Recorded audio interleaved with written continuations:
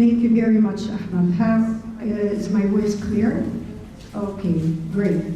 This presentation actually is based on this book, Imagining Palestine. I want to show it to you, okay? And it was published by the British publisher Bloomsbury, okay? But of course, I updated the presentation due to what is happening now in Gaza and Palestine, in occupied Palestine, and the genocide, of course, the ongoing genocide in Gaza. We cannot forget.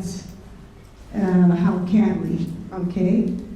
But I'd like to begin by sort of explaining the title and the word imagining. And for instance, when I chose to write this book, why did I call it Imagining Palestine? There's a reason for that. The ideas they came from where? From thinkers, anti-colonial thinkers, revolutionary thinkers, like Edward Said and others, of course. Franz Fanon and Amy Cesar, Amilcar Cabral, Lassan Kanafani, okay? But the idea of imagining in terms of what, okay? Imagining in terms of a discourse, خطاب, right? That is anti-what? Anti-defeatism. Okay, think about that word. Defeatism. إيش يعني defeatism in Arabic, just to help me out? Yeah. Inhizamiyya. Okay? Why do I say that? Because a lot of people will tell you, what does it mean to imagine Palestine? And what about Palestine, occupied Palestine? And you hear people talking about a two-state solution, right? But there are other people talking about دولة فلسطينية جنب دولة يهودية والدولة الفلسطينية بتكون منزوعة السلاح. We've heard this discourse. So, what does that mean? And what does it mean to imagine? You tell them, what about imagining Palestine? And we hear this slogan now, from the river to the sea. Palestine will be free. We heard it a lot. It's happening all over the world. Not just the Arab world, especially the Western world. Okay? This is not practical. Now we come to the word practical. Right? Reality. No, I want to go beyond reality. I want to have the power to imagine. Imagining as an act is what? It is empowering, okay? To empower the mind. To imagine revolution. Imagine victory. Imagine Palestine, all of Palestine, from the river to the sea. Okay, in his book, Beginnings, Edward Said, before he even wrote his very popular Orientalism, al-Istishraq, and he published that book in the year 1978. Before that book even, he published this book, Beginnings, Intention and Method. In it, I say, Edward Said speaks about the importance of what? Creating beginnings. And beginnings, how are they? Think of the two words. Origins and beginnings. What are origins? Origins are given to you. They are given. Can you do anything about origins? No. Okay?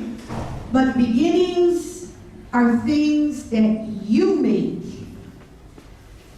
Beginnings are empowering. In beginnings, which are intentional, human intention, okay, it bestows power upon you. Whereas origins are given, beginnings are made. They are invented.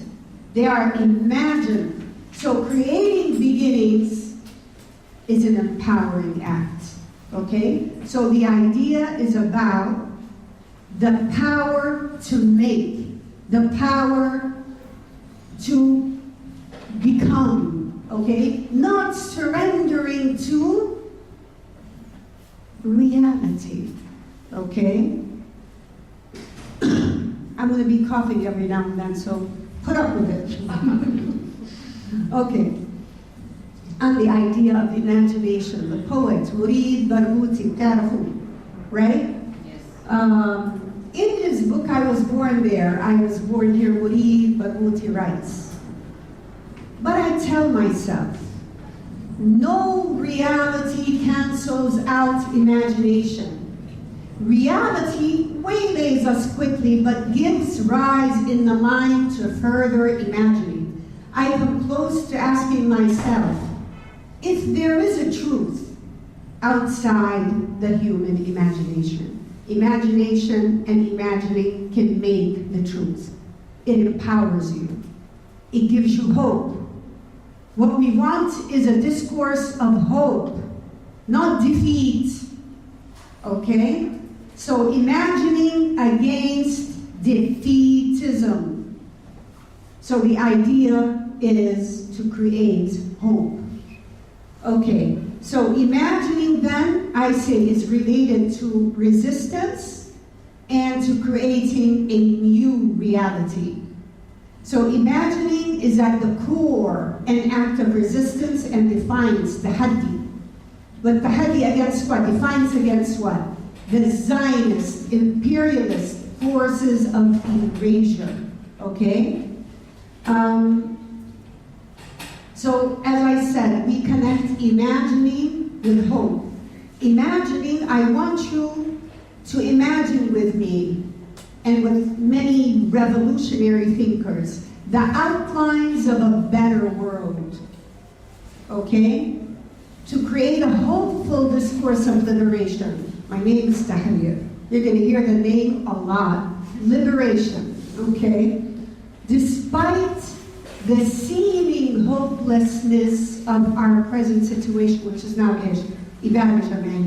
genocide, massive destruction, and this is very important, the intended expulsion of the Palestinian population of Gaza and the so-called West Bank. Let me explain to you why I have West Bank in quotation marks. And even the Palestinians inside 1948 Palestine, occupied Palestine. West Bank, because when I interviewed Murid Barghouti in the year, help me out, 2016, he told me, why do we say West Bank? West of what? Bank of what? ليش يعني ضفة غربية? To know what, what should we say? It's Eastern Palestine. It is not the West Bank. We don't even think about the terminology that we use. Okay. And do you know the martyr Rifat al-Aliyah? You've heard of him. He was a friend. I interviewed him in this book. And I'm glad that I did, because I asked him some important questions in the book and he answered some important questions.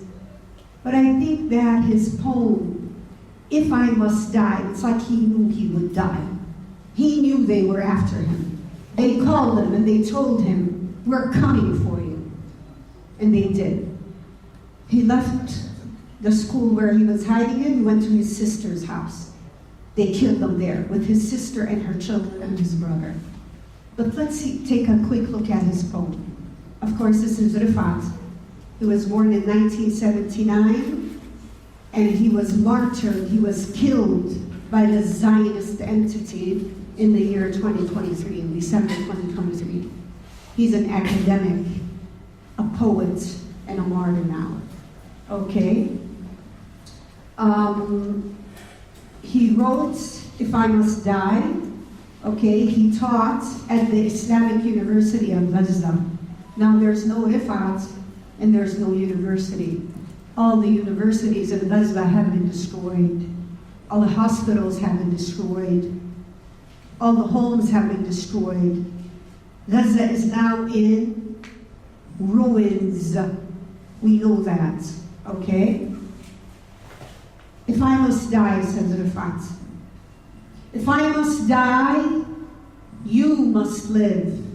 To tell my story, to sell my things, to buy a piece of cloth and some strings, make it white with a long tail, so that a child somewhere in Gaza, while looking heaven in the eye, awaiting his dad who left in a blaze, and bid no one farewell, not even to his own flesh, not even to himself, sees the kite, my kite you made, flying up above, and thinks for a moment an angel is there bringing back love.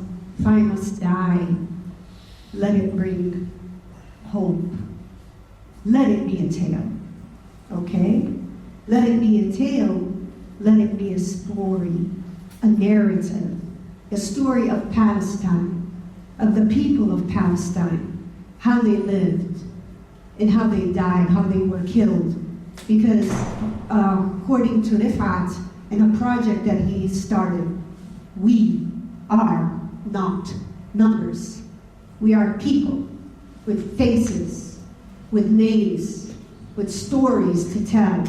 Because that's not how the West, the imperialist propaganda machine, the Zionist propaganda machine refers to Arabs, to Palestinians. We are numbers, right?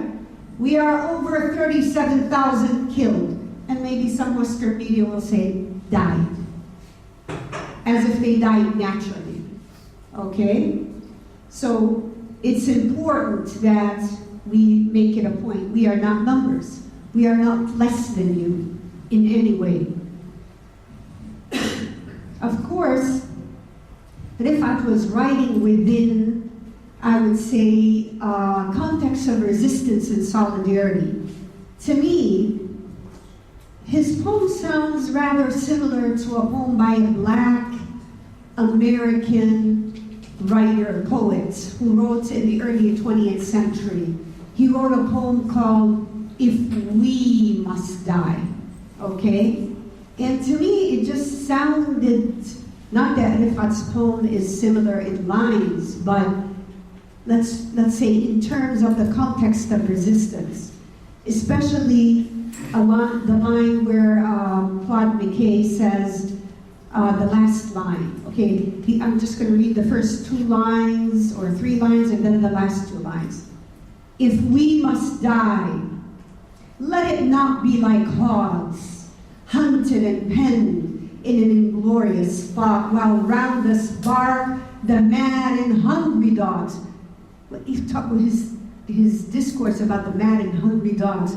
To you, we think about what's happening in Gaza now. Yeah, they are vicious, aren't they? They are brutal. I'm talking about the enemy, okay, the Zionist enemy. And then look at what he says at the end.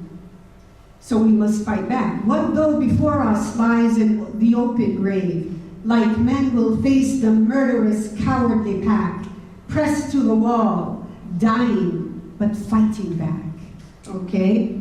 In fact, the line, fighting back, like maybe 1 day or 2 days, perhaps, before Rifat was killed, martyred, he wrote this on X, which is formerly Twitter. He said, this is on 4 December 2023, Rifat wrote, we could die this long. I wish I were a freedom fighter, so I died fighting back those invading Israeli genocidal maniacs invading my neighborhood and city. Rifat was specifically targeted and killed on 7 December 2023, okay? This is to say what? That the Zionist entity, Israel in quotation marks, does not only want to kill all of the Palestinian population they do, okay? But there are also targeted killings targeted killings of thinkers, scientists, influencers, people who have influence on others, and Rifat was one of them. He's just an example. Of course, the president of the Islamic University of Gaza was targeted and killed as well, okay? So we're talking about a resistance against what? Against defeatism, okay? To me, when I hear people now, even after everything that is happening and all the facts on the ground, they're still talking about a two-state solution, which to me is incomprehensible. I don't understand it. Why? Apartheid, I want to give you an example. Apartheid South Africa. Why does it not exist anymore? Apartheid, they practiced apartheid, right? And what does Israel practice? Just apartheid? No, I will tell you that Israel was based on and is still continuing the same ideology. Two things. Genocide, and expulsion, طرد, which is what they're trying to do now, تهجير. They call it تهجير, it's طرد, right? Okay. Najib Ali, I spoke to Najib Ali's son. You know Najib Ali, the artist, Fanan, right? I spoke to his son Khalid, and he said this is like one of the sayings that his father made popular. Okay, عشان تصبح القيام وجهة نظر. Now it's not even وجهة نظر. It's more than that. It's nudge. It's something systematic. Okay? To me, when I hear the two-state solution, I say that's defeatist. Okay? And also, you know, when you hear them talking about, Jamal, when you use words, be careful. The Arab-Israeli conflict, الصراع العربي الإسرائيلي. No, it is not a conflict. Okay? It is absolutely not a conflict. This is a settler colonial situation. Let me ask you, slavery. Is slavery described as a conflict? No. Apartheid South Africa was a conflict? No. And Israel is not a conflict. It is a settler colonial entity. So we need to be careful with the words we use. Okay? This is one of the cartoons that, of course, Najib Ali. You know, with art, what I love about art and imagination is art is always radical and revolutionary. And you can see it in Najib, can't you? لا صلح، لا مفاوضات، لا اعتراف، لا جيل 1948. And on the inside are the names of refugee camps. You know why? Because refugee camps are not normal. They cannot continue to exist. When I went to the مختبر, the lab here, في دار الفنون, they took me into this room and they had these things on the wall. And I'm like, wow, هاي زي جدارية, هاي زي محمود درويش's mural جدارية, right? And everything on it was radical. Even the poem, يعني, that they chose to have by Mahmoud Darwish, يعني, what is it? احملوا اسمك وانصرفوا. He says, those who pass between fleeting words, لن نرحل, we won't leave. War on Arts, this is one of the, you should go see. Here, War on Arts and Culture, it has the names of all the martyrs, okay, of Palestine. And what I liked is they even have the sayings of the Israeli leaders, just so you can see how brutal they are, how genocidal they are, okay?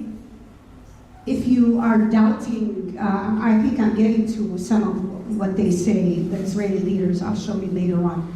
But on the walls of Dr. Tulul in the lab, they have these 3 words, because this is exactly what Israeli leaders are saying. Israel is a culture of death. And this is what I call it. Israel and the culture of death. Obliterate, eradicate, annihilate. Don't leave anything standing in Gaza. Don't leave any form of life in Gaza. Not just kill the people, but destroy everything that could enable any survivor to live. It's to that degree. Genocide is the core of Zionist ideology towards Palestinians. Look at what the Israeli Defense Minister Yoav Gallant said on 9 October 2023. And you tell me what it means. I have ordered a complete siege on the Gaza Strip. There will be no electricity, no food, no fuel. Everything is closed. We are fighting human animals, and we are acting accordingly. What does that mean to you? Is it not genocidal? Netanyahu, okay? He made a biblical reference to Amalek, right? Now, according to Netanyahu's biblical reference, God commands King Saul in the first book of Samuel to kill every person in Amalek. I will punish the Amalekites for what they did to Israel when they waylaid them as they came up from Egypt. Now, go attack the Amalekites. Amalekites are supposed to be the Palestinians here. And totally destroy all that belongs to them. Do not spare them. Put to death men and women, children and infants, cattle and sheep, camels and donkeys. Netanyahu said, this is Netanyahu, your prime minister, you must remember what Amalek has done to you. You got it? Okay? Says our Holy Bible. And we do remember. In other words, what is he telling the soldiers and his ministers? Do not leave any sign of life. And we saw that in videos. Snipers were sniping, killing sheep to that degree. Because the sheep are in Gaza. Not just babies and children. Sheep as well. Dogs. Okay. In the book, The Expulsion of the Palestinians, this is a book by Noor Masalha. Okay? And he's a historian, a Palestinian historian living in the UK. It's a very important book. It was published in the 1992. Look at what Noor Masalha says. And he based it on what? Noor Masalha's research is based on the archives and archives of the Israeli military and Israeli records and British records and archives. Israel Zagweel and Chaim Weizmann did not mean that there were no people in Palestine. You know, but that there were no people worth considering within the framework of the notions of European supremacy that then held sway. When asked by Lupin about the Palestinian Arabs, Weizmann told Lupin, Chaim Weizmann, the British told us that there are some 100,000 Negroes, you know, that Palestinians, and he used the word kushim, which is the Hebrew word for Negroes. And for those, there is no value. So that's why it's an empty land, okay? People for a land for people for people without land. It's empty because the people there, the Kushim, they mean nothing. They are cattle. Kill them all. Expel them all. They have no value. They're not European. They have no culture. This is something recent. The Israeli Minister of Social Equality, look at her title, Social Equality and Women's Advancement. Her name is Mai Golan. This is what she said in the Knesset. Not kidding. I am personally proud of the ruins of Gaza. She is proud to see such destruction and such killing. And that every baby, she means every Jewish baby, even 80 years from now, will tell their grandchildren what the Jews did. She's happy about it. Conclusion. My conclusion. Zionism is truly a death cult. It is truly a death cult ideology. It was born in genocide and expulsion, and it continues as such today, as we see in Gaza. How do you want a two-state solution?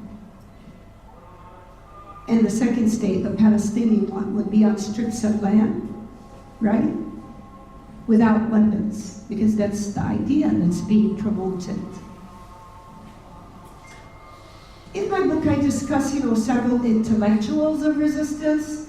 Do you know by the pictures who these people are? Of course, the first one, the one and only, Edward Said, Hassan Kanafani, who wrote resistance literature in occupied Palestine. The very talented Mahmoud Darwish, Najib Ali, Wari Barghouti, and Radwa Ashur. Okay? The idea, for Edward Said and exile. Exile, I think, is important and it's related to siege. For Edward Said, of course, the Palestinians are an exiled people, or the majority now live outside of occupied Palestine. Those who live inside occupied Palestine live under siege, تحت الحصار, right? And those living in Gaza are besieged, and now they're being genocided, if I may use it as a verb, okay? But for Edward Said, well, all Palestinians, even in exile, are somehow living under siege as well. They are besieged by the idea, the very concept of not having a home, of not belonging. And for Edward Said, the idea of exile and the intellectual, muthaqaf, because the intellectual cannot be satisfied. The definition of the intellectual for Edward Said is not somebody who is specialized in 17th century English literature or 20th century African American literature. This is not the intellectual. The intellectual is the person who will stand with the oppressed, fight on behalf of the oppressed, wherever the oppressed may be. Okay? That is the true intellectual, okay? And in order to be a true intellectual and to care about the oppressed, you need to live in a what? In a mental exile. Your mind is besieged by the injustice of the oppressed, okay? So you've heard the title of his book, Out of Place. This is like something from Out of Place. I just like the sense. Exiles, he says, look at non-exiles with resentment. They, the non-exiles, belong in their surroundings, you feel, whereas an exile is always out of place. What is it like to be born in a place, to stay and live there, to know that you are of it, more or less forever? Okay. Kanafani. I found that even the ideas of Kanafani are similar to Said. Because Kanafani, he wrote a book called Palestinian Literature in Occupied Palestine.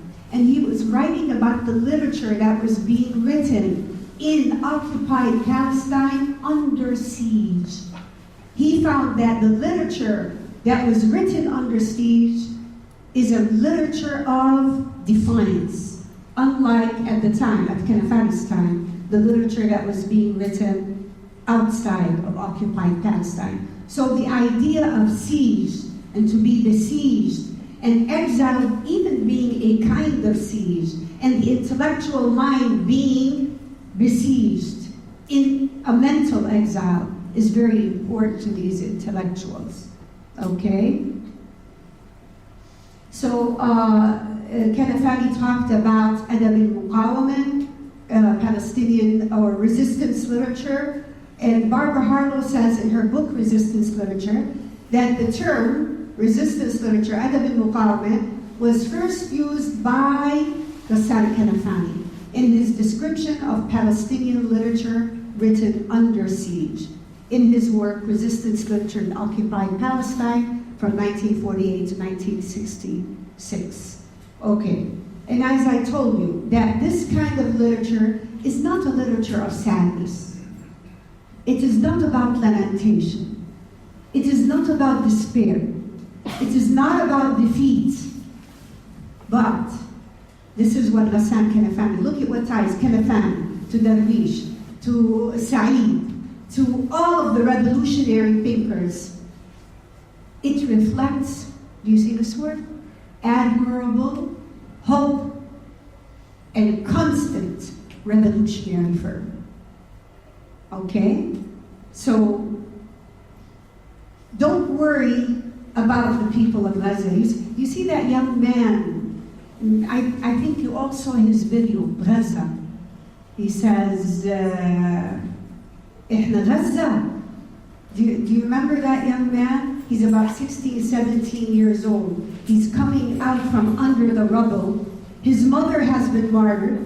His sisters have been martyred. And he says that his mother has, شهيدة الله يرحمها. وخواتي شهداء الله يرحمهم. إحنا أبطال. إحنا غزة. And he's saying this coming out from under the rubble.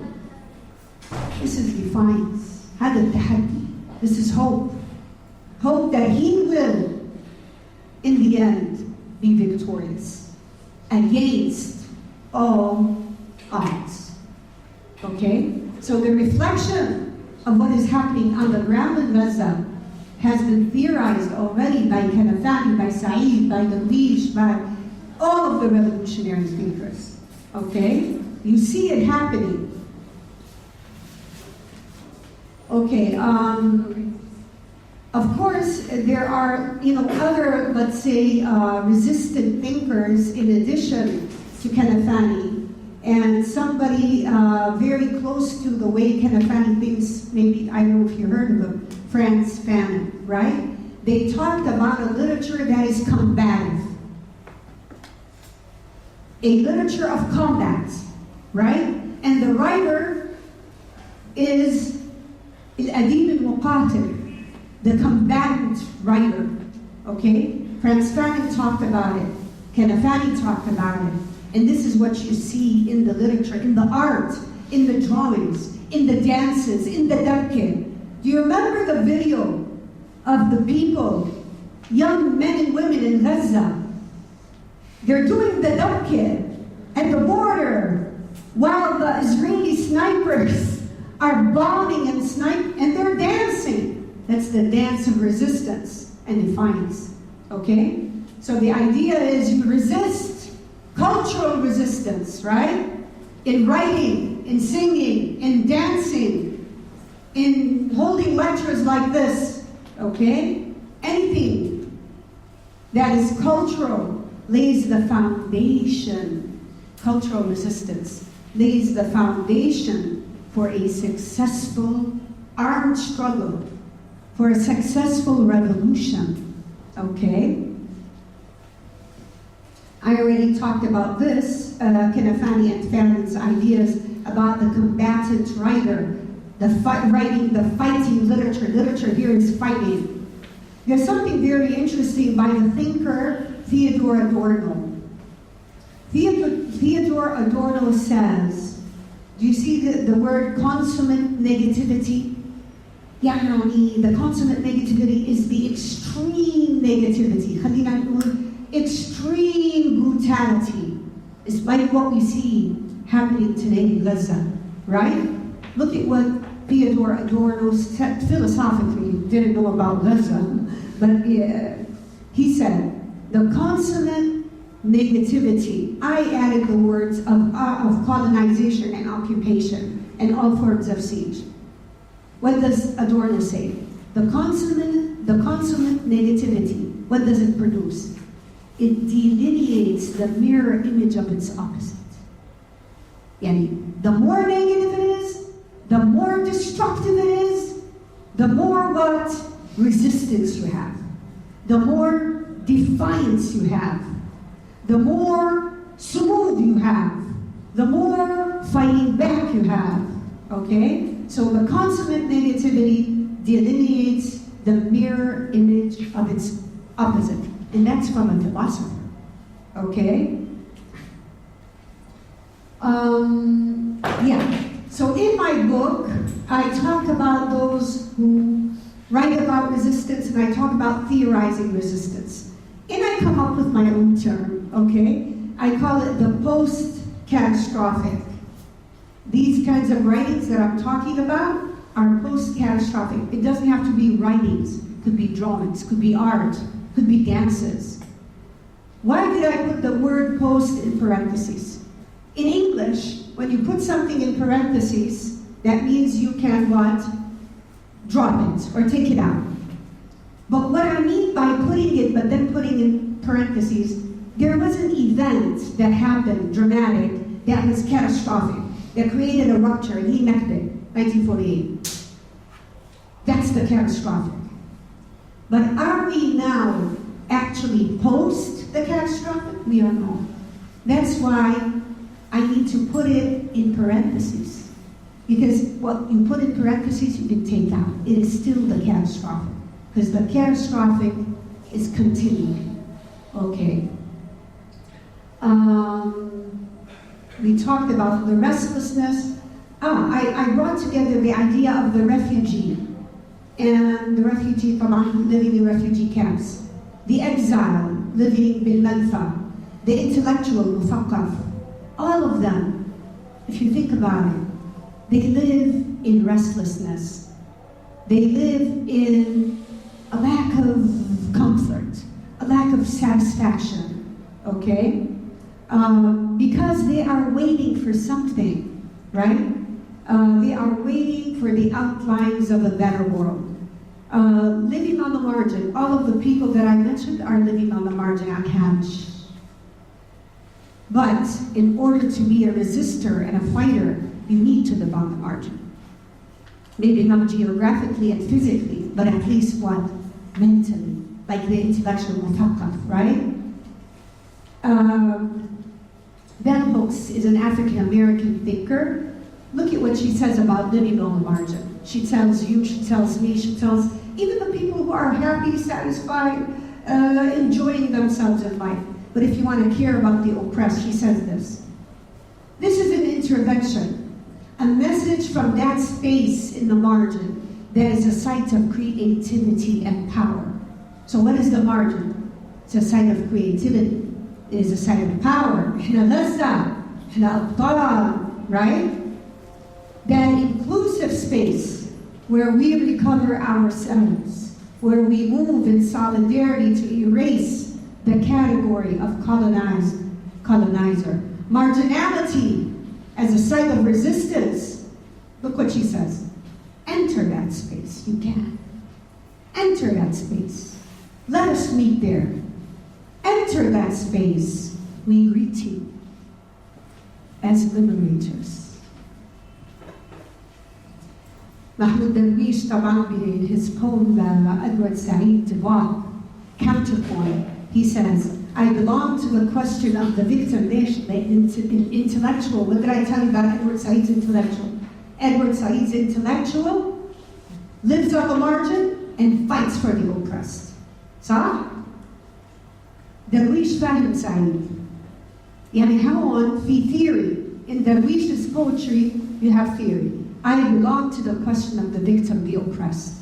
Were I not from there, even if I'm not from Palestine, were I not from there, I would have trained my heart to nurture there, deer of metaphor. So carry your homeland wherever you go and be a narcissist if need be. The outside world is exile.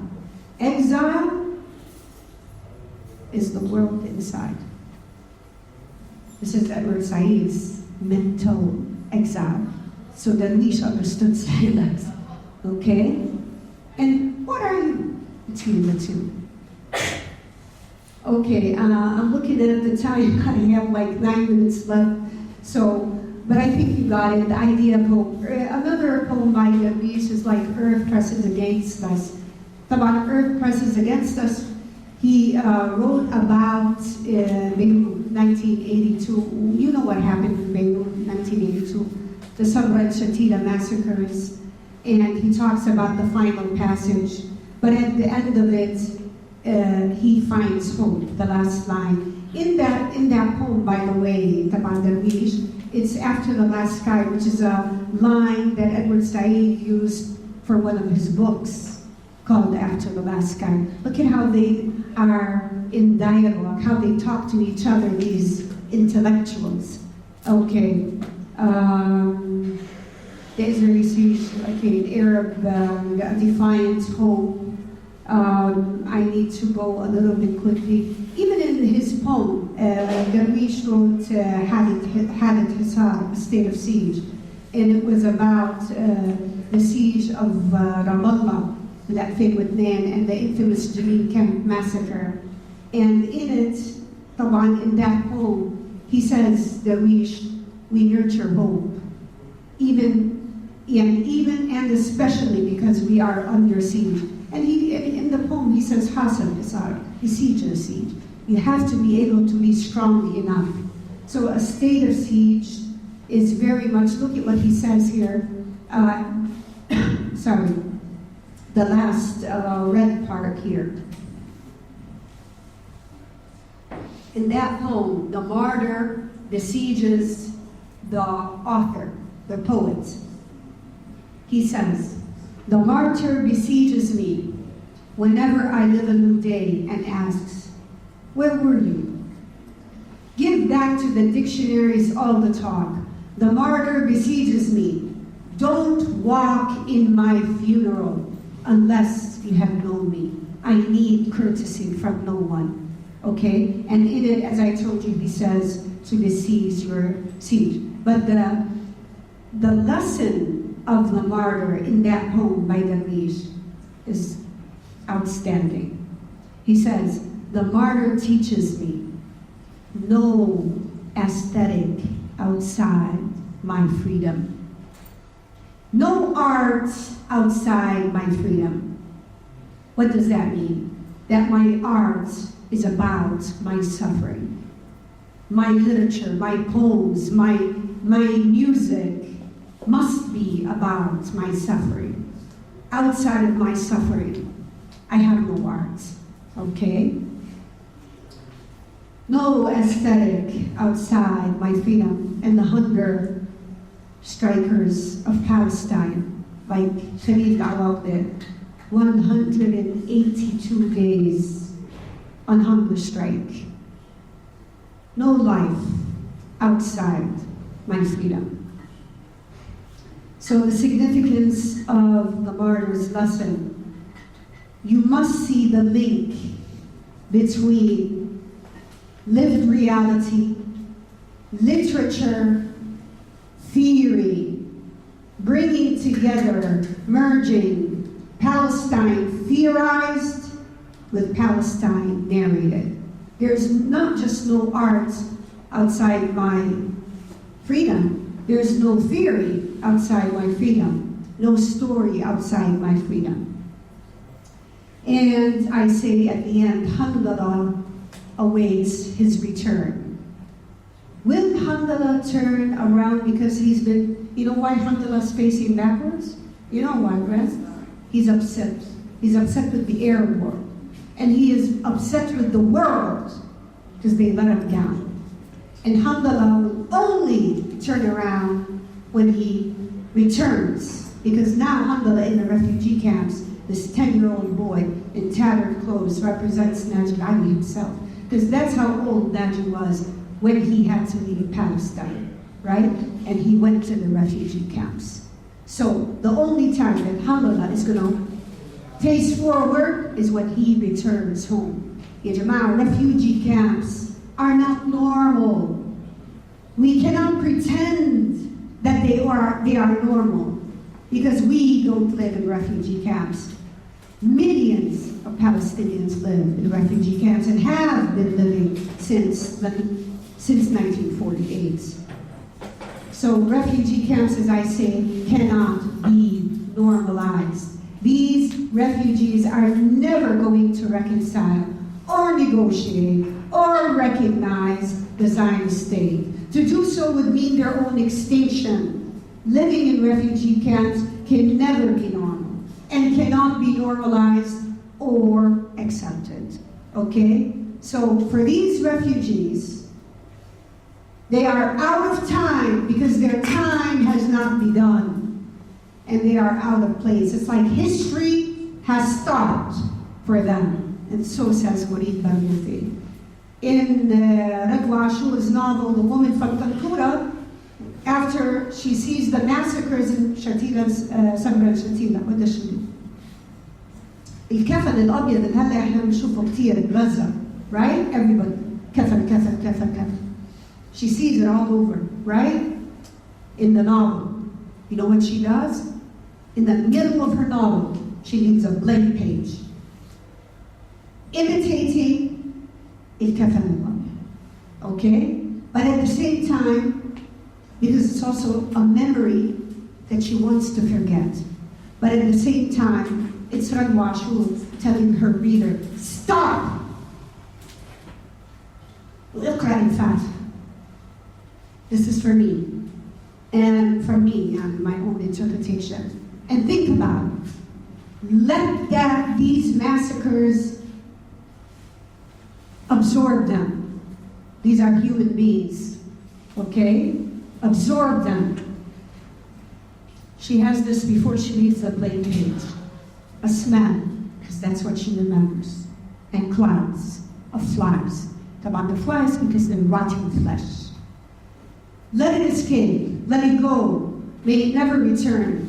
Stretch out a sheet as you saw them doing to cover what you saw throughout years and the day of the smell and the flies. Leave the page blank. Ruqayya. And she indeed leaves a blank page. And her blank page, I say, is the silence that speaks. The blank page that Ashur leaves in the middle of her novel, in its commanding silence, signals to the reader the importance of stopping to remember and perhaps to read al-Fatiha, a collective prayer or moment of silence. For all those massacred at Deir Yassin, Tantu, and all the massacres of the past, and the one of the day of the smell and the flies at Sabra and Shatila in 1982, and in Lazza in 2024, and 2023-2024. Silence here is Ruqayya's resistance, a way of speaking the unspeakable horrors of Palestine. The end of exile, the end of Palestinian exile. Will Alhamdulillah face forward and make his way home? Imagine Palestine, inshallah.